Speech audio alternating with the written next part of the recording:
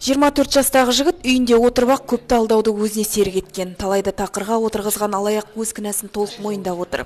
Ол бірінен 100 мың теңгені алдап алса, енді бірінен 1 миллион теңгеден жоғары соманы жымқырған. Оңай жолмен несие алып беремін деген арам пиғылымен жеңіл ақша таппақ болған.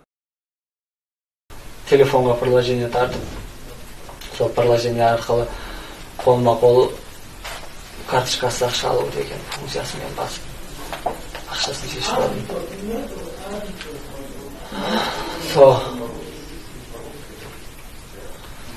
Соңғысында ипотекаға үй алып беремін деп көмектесем деп адамдарға ақшасын салайын.